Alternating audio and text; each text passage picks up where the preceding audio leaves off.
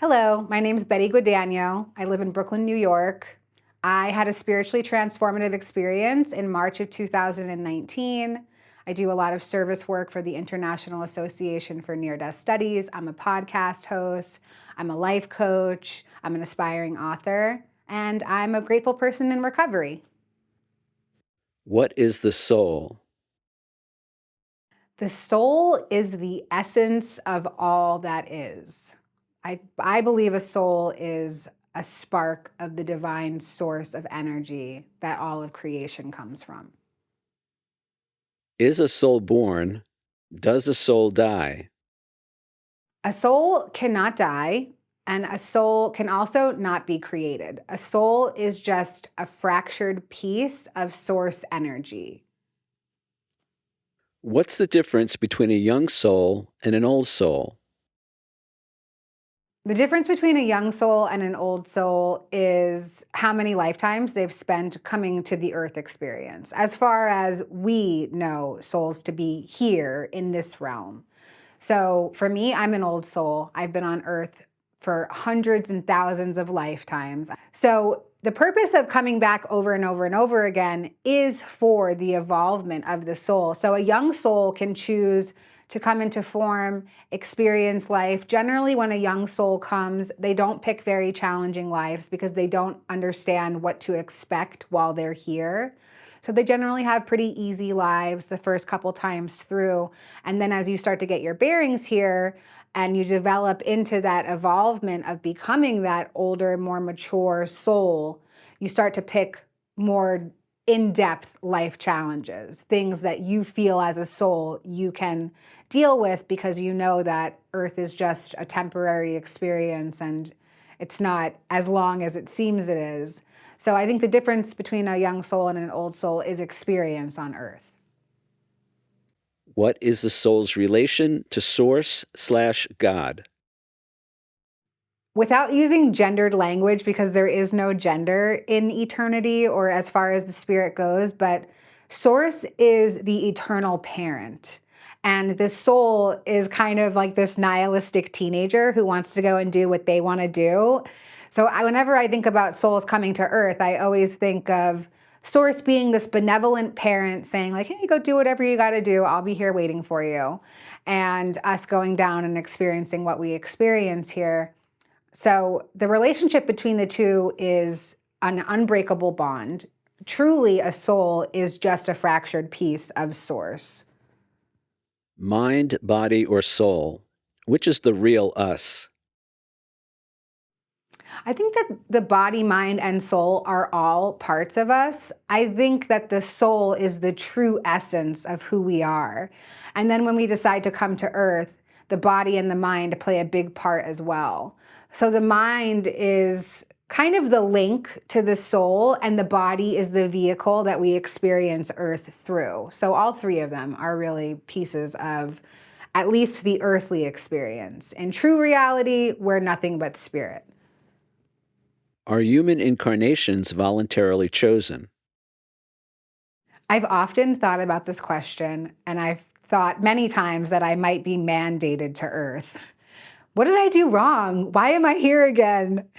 But I truly believe that no one comes here without knowing what they're signing up for. I do think that there's a little bit of a disconnect as far as how informed the decision is, because in eternity, we don't understand linear time, and we don't understand the impact that emotions can have over that linear time.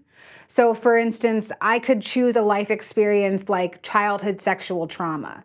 And in eternity, I could feel it for a split second and say, okay, I could handle that. I'm going to experience that in this lifetime. And then pick the partner that I experience it with.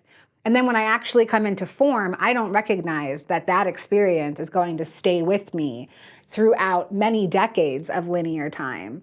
So that's the only time that I feel like maybe we aren't fully informed when we volunteer to come here. But I do believe that it is completely voluntary and that we're given as much information as we can comprehend in that space. What's the purpose of life on the physical plane? The purpose of life is to forget so that you can remember. The purpose of life on the physical plane is about experience, nothing but experience. I often think that heaven is probably really boring because why do we come here over and over and over again? Like somebody sent out the call and they were like, hey guys, Earth is on fire. Let's go check it out. And we all decided to come down here and experience this. But it's just about experiencing. And it's really about the forgetting so that we can remember. I think the value of experience is just that. It doesn't need to be logically or rationally explained. It's just about the experience. So if you think of the world like a video game, what's the purpose of playing a video game? To get to the end and do it all over again? You don't get a prize. There's really nothing. You learn a little bit more. You get better at something. So I think the experience is really one about the evolvement of the soul, and we are already evolved, but this is how my linear mind can comprehend it here on Earth. So if I think that I'm doing this to get to a greater level of understanding or a greater level of service, then it's something that keeps me steadfast on the journey. So really the experience is just that. It doesn't need to be logically explained. It's just about being. We cannot achieve this experience in heaven because there's no such thing as duality. So we come to Earth because we want to experience a wide range of emotions and experiences. And in heaven, it's just one experience, the experience of unconditional love. So again, that might be boring.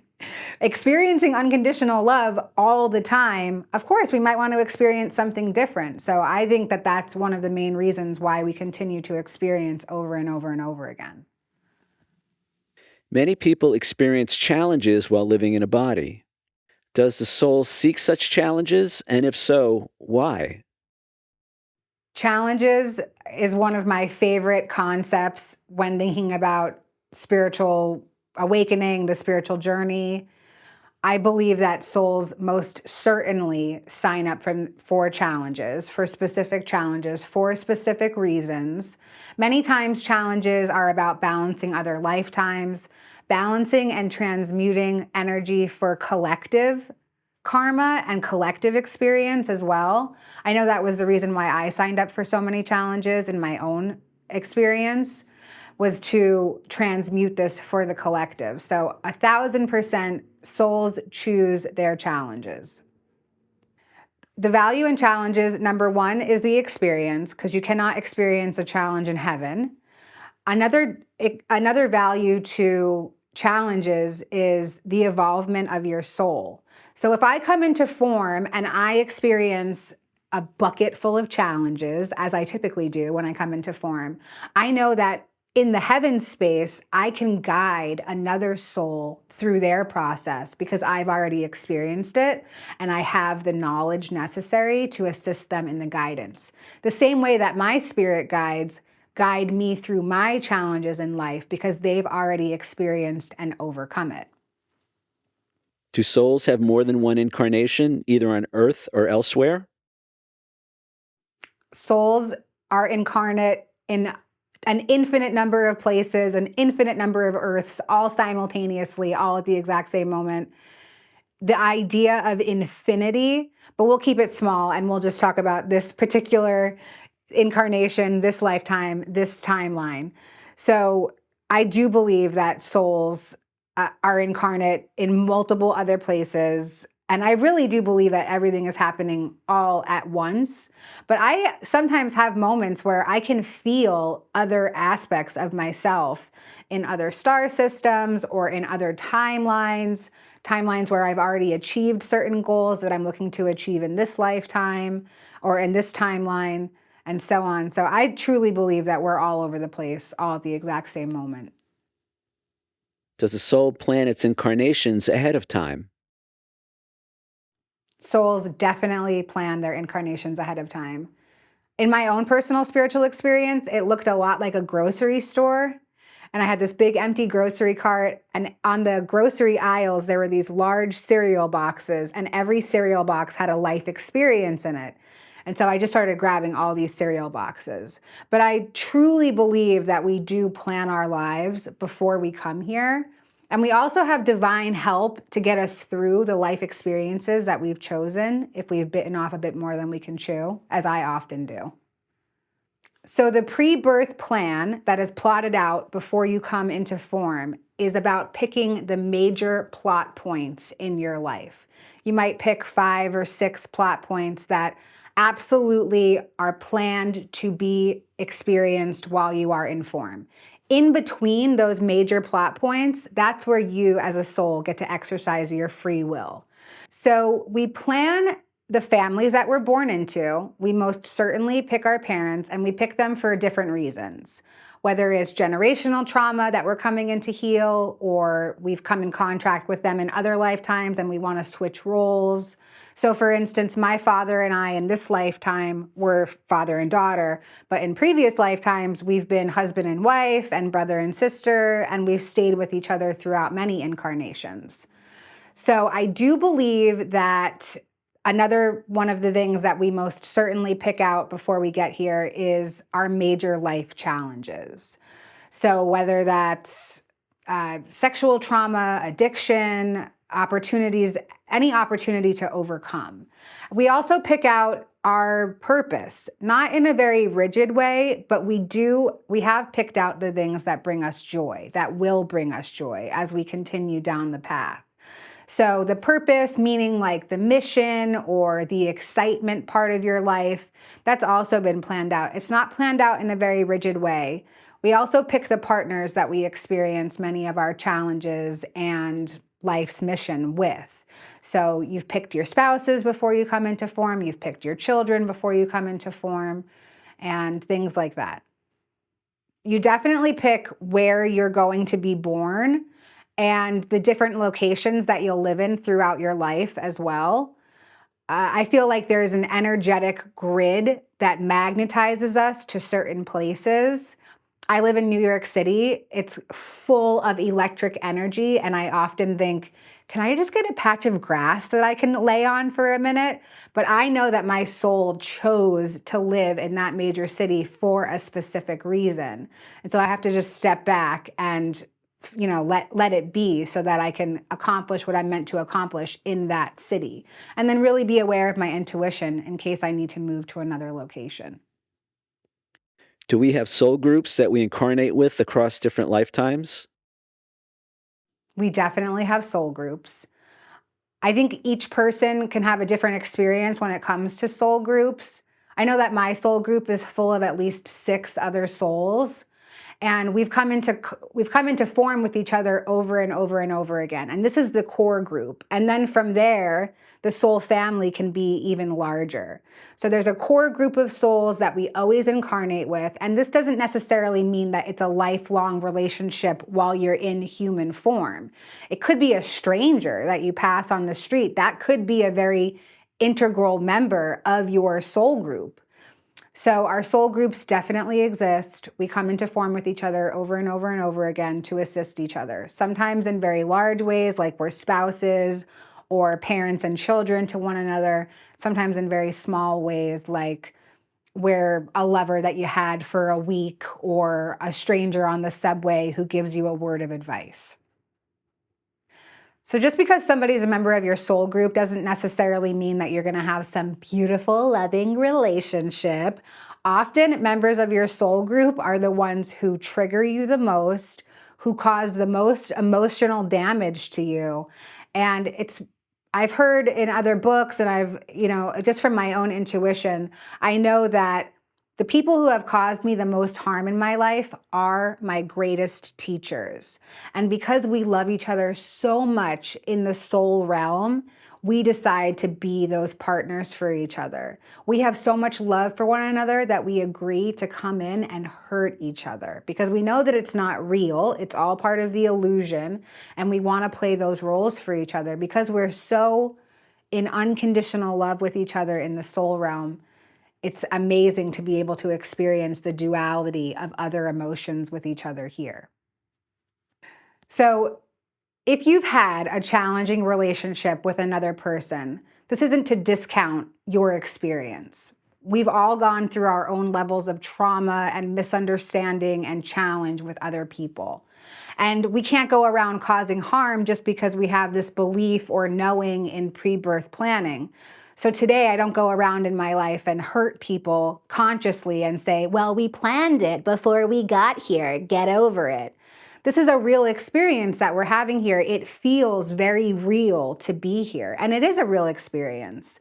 So for me, the belief and the knowing of the pre-birth plan does not give me an excuse to continue to go out and cause harm, but it gives me freedom from my past when I look back at the experiences that have happened, and I can release them with forgiveness and love because I recognize that they happened for some divine reason.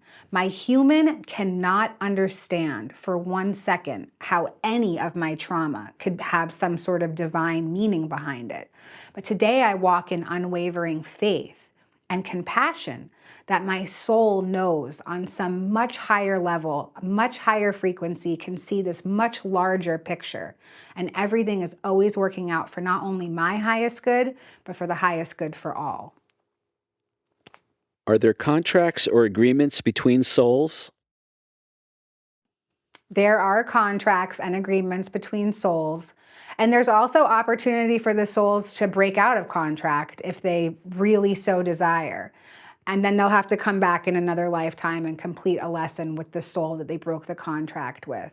But I truly believe that souls do come into contract with each other to experience certain things and carry them out and evolve together as spirits.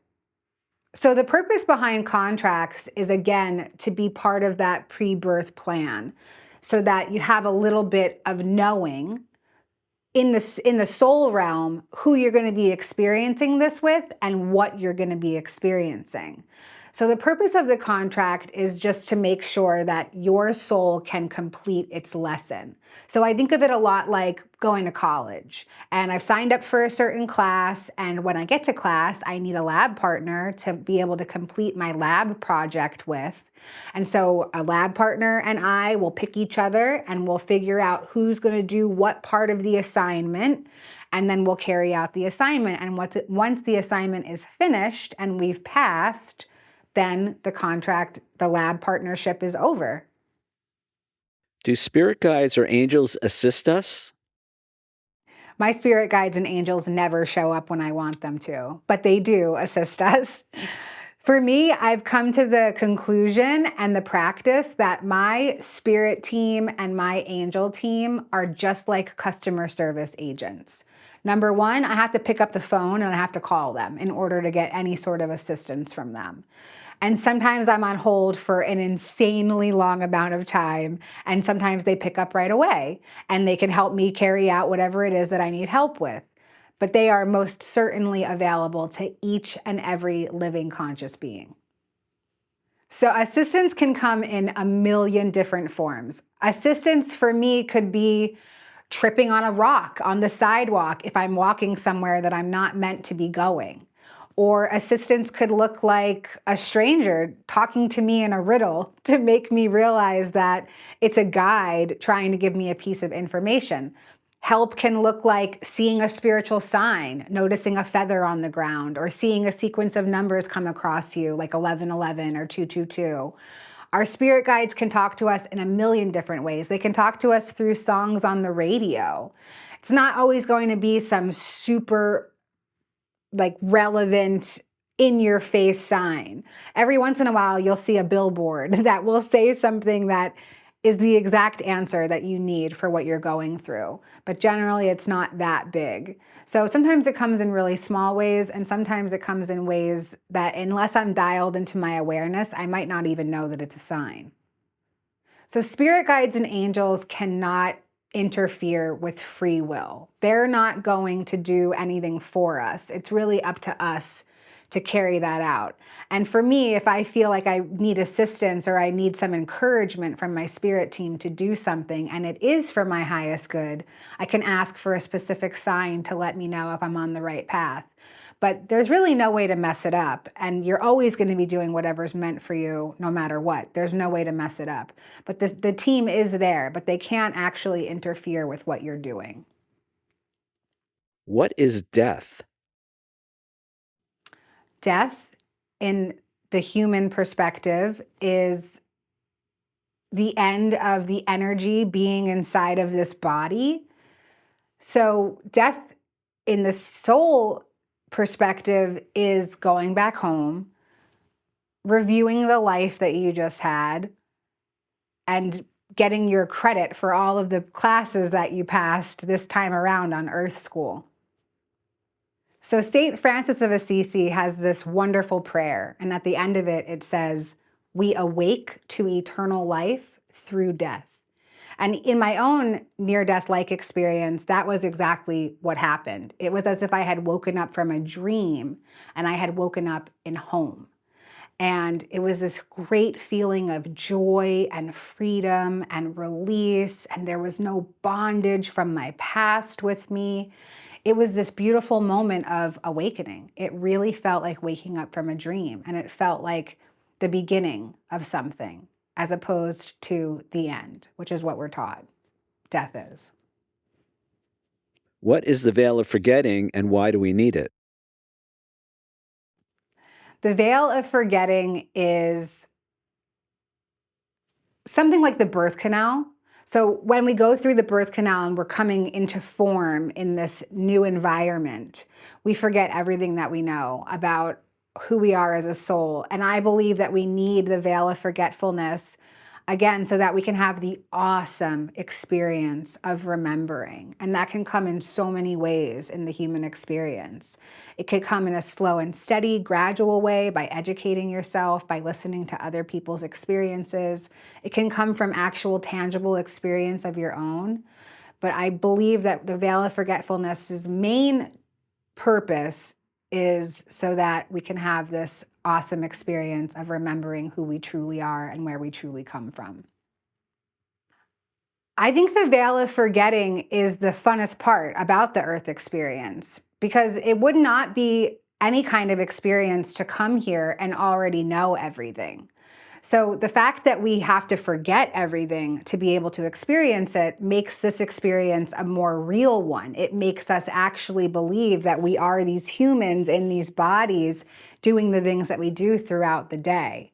So the veil of forgetfulness is the biggest part of the human experience because it's the part that makes it fun and exciting. Discuss the role of free will in a given incarnation. Wow, free will. I used to think that free will was a bit of an illusion until I sort of came into the grounding of my spiritual journey. So, free will is exercised in between major life plot points that are mapped out in the pre-birth plan. So, I can exercise my free will to do whatever I want in my incarnation, but I have a belief that I've also mapped out certain things that I must accomplish inside of this lifetime or that I would like to accomplish. So, free will is really the expression of the personality here.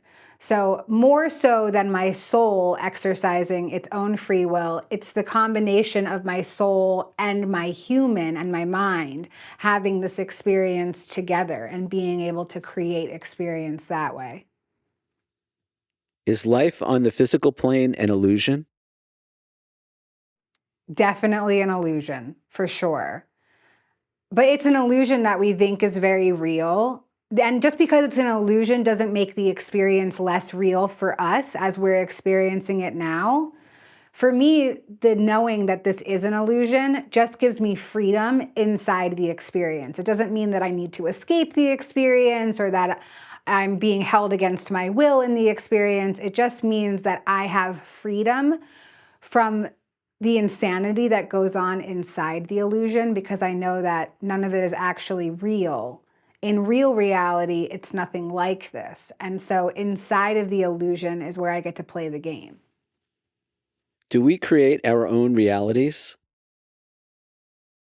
Okay, so everybody's on their own journey, but I will say that some of the things that I have learned and incorporated into my own life, the one major lesson is that your thoughts really shape your reality, okay? My thoughts before my spiritual experience were, I'm impoverished, I'm a drug addict, I'm a sex worker, I'm homeless. And so my experience reflected that. And today my thoughts are different. I'm an abundant individual. I'm surrounded by spiritual community. I love my life. I have a connection to the divine. And so those thoughts now shape my reality.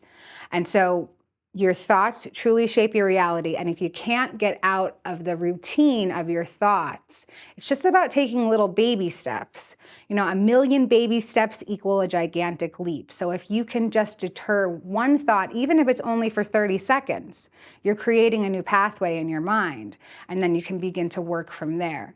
So for me, the number one lesson is your thoughts shape your reality. Keep your thoughts on how you want your experience to be instead of focusing on what you don't have or how it is currently, if you're not happy with it. Describe the life between lives. The way that I perceive the life between lives is a lot like a workshop. It looks like this kind of laboratory or classroom, or I saw it as a grocery store where you go and you get to pick all of your life experiences that you're going to have in the next incarnation. So basically, it's a resting point for you to experience what happened in your last life and then decide what you want to happen in your next life if you're going to incarnate again. Are we judged or punished for our mistakes in the afterlife? We are not judged or punished. There's no such thing as condemnation in eternity. The only hell that can really be created is through thought. And many people create hell here on earth in their experience. I know that I was one of them. So for me, my life was hell. And now I'm creating heaven. And if I can shift that, anybody can. And the only punishment is how I punish myself. You know, like my angels, my spirit guides, source, my higher self, this whole team of benevolent energy that I have around me and supporting me would never, ever condemn any aspect of myself because, again, it's just a story. It's not real. So there's nothing to condemn or be punished for. So as far as judgment goes, I just want to give a little contrast of what it was like when I entered that space of eternity. So when I entered the space of eternity, I was an atheist, I was a drug addict, I was a prostitute, I was homeless, I was an orphan to suicide, I was a liar, a manipulator, a thief, and I had caused so much harm in my life. And when I entered the space of eternity, I was just loved unconditionally as a spark of the divine. And if that kind of unconditional grace and love is available to me after all of the harm that I had caused in my life, then it's available to anybody. Is there such a thing as hell? I think hell is a thought perspective. So for me, before my spiritual experience or before coming into spiritual awareness, I was living in hell. And I think that earth can be hell for lots of people. I know it was for me.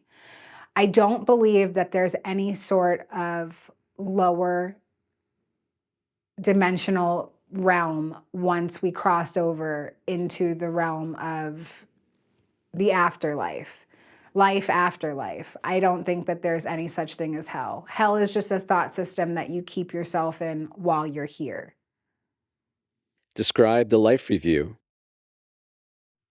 The life review is a highlight reel of your time on earth.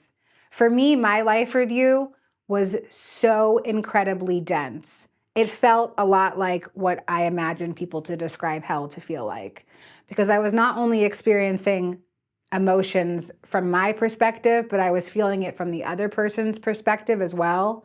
So every time that I caused harm to another person, which was very often in my life, I was experiencing that back to me. I was experiencing death and suicide and sexual trauma, emotional trauma, physical trauma, all at the exact same moment. It felt like every cell in my body was covered in cement. And then at the end of all of the experience, I heard these divine voices speaking to me saying, "You are worthy of all the love in the universe. You are worthy of all the love in the universe." And as I followed their voices, I went into that space of eternity. So for me, the life review was about experiencing what I had done to other people, what other people had done to me, the emotions that we felt while all of that was taking place. And it was so instant, it was so quick, and it was just to highlight the real of this earth experience that I had just had. What is karma? Karma is based off of the philosophy of everything I give, I receive, or there is an effect to every cause. How do you define forgiveness? Forgiveness is letting go. Forgiveness is coming into the awareness that nothing really happened. Forgiveness is coming into the awareness that there's nothing to forgive.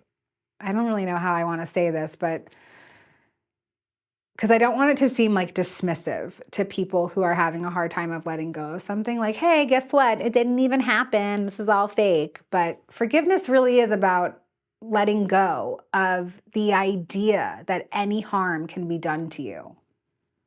Forgiveness is freedom. Forgiveness is the idea of letting go of bondage. I don't need to hang on to guilt or shame when it comes to forgiving myself, because what good do those emotions do me? They don't add to my experience at all. And when it comes to what somebody else has done to me, they're operating out of their own consciousness level. They're operating out of all of the experiences that have happened to them in their lives. How can I condemn them? If I condemn them, I carry myself there with them. If I keep somebody inside of a prison inside my mind, I have to stay inside the prison with them. So forgiveness to me is absolute freedom from the insanity of my past, which doesn't actually exist in this present moment. How do you define happiness? Happiness is letting go. Happiness for me at this point in my journey is really about surrender. When I let go and let God, or when I let go and go into the flow, that is happiness. Happiness is also about finding joy in challenging experiences. If I can look for the soul lesson, if I can still have unwavering faith in something bigger than myself while I'm going through something very challenging, that is happiness to me. Discuss the idea of oneness/unity and how we can apply it in our everyday lives.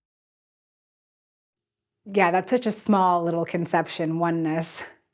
So for me, the oneness of humanity, the way that I can incorporate it in my life is by seeing everybody through a loving lens. So often in an exercise that I do is I try to envision every person as a baby, as a little baby, completely helpless and full of hope and light and joy. I mean, think about looking at a baby. It's hard to get upset thinking about the idea of a baby.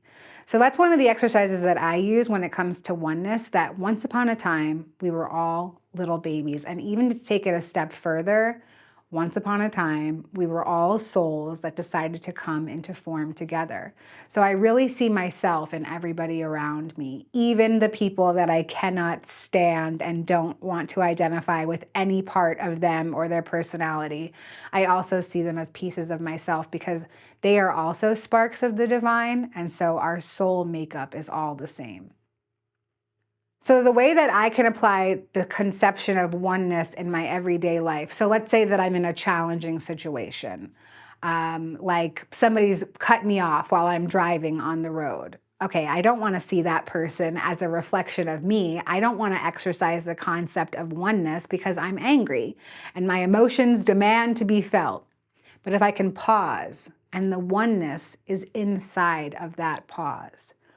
If I can recognize that that person's going through a whole experience, maybe they're late for something, maybe they just got into a fight with their partner, maybe their kid is acting ungrateful, maybe they have a loved one in the hospital. I don't know what's going on with that person.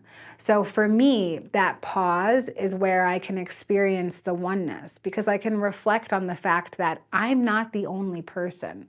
We're all connected in this very spiritual way to one another. And I can offer that person compassion instead of furthering my separation by offering them resentment and hatred. What does the belief in separation cost us? I think the belief in separation costs us sanity. It costs us the belief in separation costs us peace of mind. If I see everybody as separate from me, as a piece of competition for me, or if they have, then I don't, and I go into a lack mindset around the fact that everybody is separate, then I lose all of my peace of mind. And in my own spiritual experience, I felt the oneness of Source. I felt the oneness of humanity in my experience. And so I can try to carry pieces of that with me throughout my experience now. But even if you haven't had a spiritual experience, the idea that we're all one is one that feels so much more spirit-led that if you just try practicing it in your life, you'll like what you feel. Where is heaven? Heaven is within. Sounds super cliche, but heaven is here, heaven is now, heaven is within you. After my spiritual experience, I thought that the whole point was to try to get back to heaven. So I thought that I had to do certain things like live righteously, spread the word, do good deeds, and then I would get to go back to heaven immediately. I thought they would come pick me up with a spaceship or whatever and beam me back home. But after I integrated my spiritual experience, I realized that heaven is inside of moments, here. So for me, I bring heaven to earth by connecting with community, by being of service to other people, by following my passion and my joy. That literally feels like the experience of heaven. But heaven is truly just within. Where is God? God is also within. God is within. God is in every particle of every inch of everything. God is all of us. God is the couch, God is the camera, God is the TV. God is energy. Source is the energy that fuels this entire experience. And God is the energy within my soul, which fuels this body that I'm inhabiting. So God is God is everything. Many believe we're shifting to a higher consciousness on this planet. Do you agree? And if so, can you describe this shift? So the Great Awakening is well underway. In my experience, the download was very loud and clear that I am here to assist the collective in awakening from a level of third dimensional thinking to fifth dimensional thinking. And what that means is third dimensional meaning ego-centered thinking, and fifth dimensional meaning spirit-minded thinking. And right now we're straddling the line of 4D thinking, meaning some of us are already on our way to that spirit-minded way of thinking. Spirit-minded being of service, practicing spiritual principles. Ego-minded meaning very materialistic, power, greed. So that shift is taking place in so many people's lives already. And I believe that it's happening on a grand scale because I would not have been awoken otherwise. There are no words in the human language to describe to you what kind of depraved animal I was before my spiritual experience, but it's not the person that's sitting here today. And that's because of this shift that is happening on this global scale.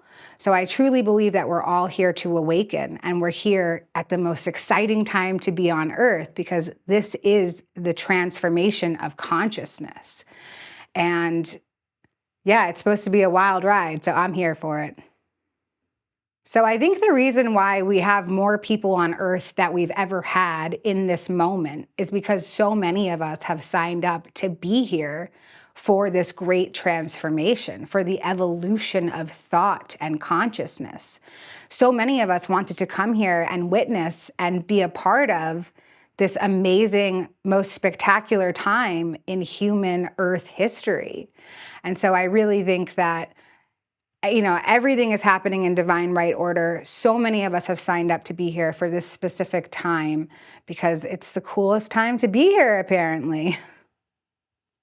What's the most important thing you learned from your near death or other spiritually transformative experience? The most important thing I learned is that there is no such thing as condemnation and there's no such thing as judgment. Another one of the really important things that I learned in my near-death-like experience was that your thoughts truly shape your reality. My thoughts before were, I'm impoverished, I'm addicted to drugs, I have to do depraved things to make money, I hate my life. And so that was my experience. Today, I have different thoughts. I'm an abundant individual. I'm surrounded by spiritual community. I make wonderful soul connections. I love my life. And so that is my reality. And I had no idea that really, truly, your thoughts do shape the way that you perceive this world that we're in. And so I'm here for it. I'm here for the transformation of thought. I'm here for the healing process. I want to see life through the lens of love. What are some practical applications of the idea that we're eternal spiritual beings? Practical applications.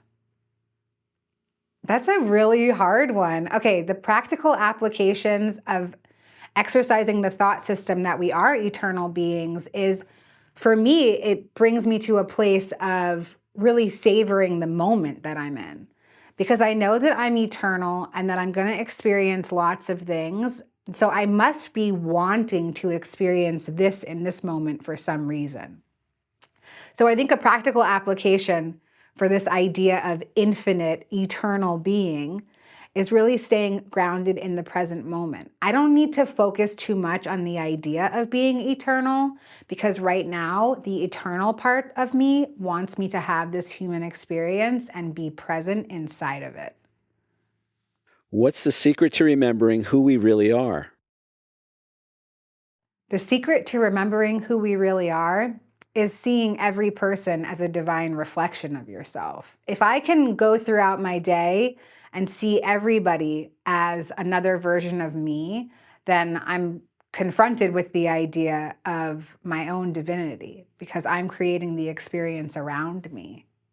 And if they don't look so divine, then I see an area of myself where I get to improve or I get to adjust or heal. And I can still offer loving compassion. So there's lots of people that I perceive in my reality that are less than attractive in spiritual qualities that I perceive that I am inhabiting in the moment.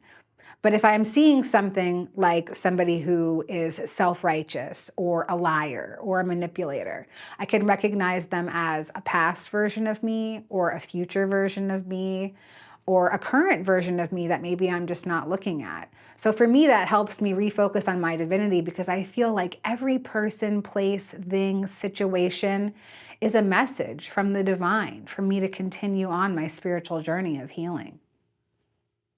What does our soul want us to know? Whew.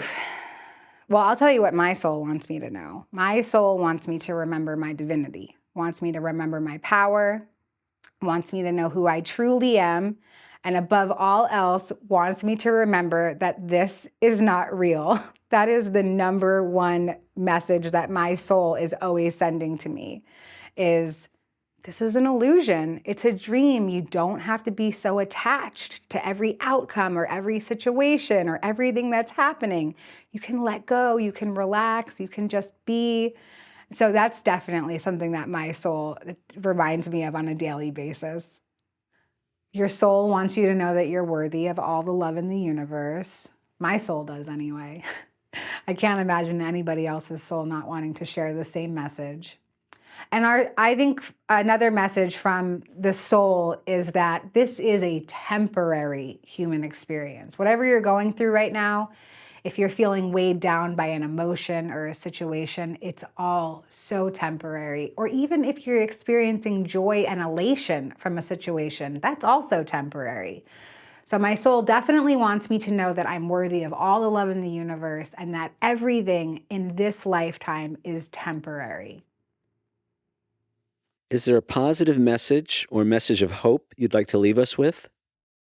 The message of hope that I have is that there truly is no condemnation. No matter the mistakes that you've made in your past, the mistakes that you will make in your future, these are all perceived mistakes.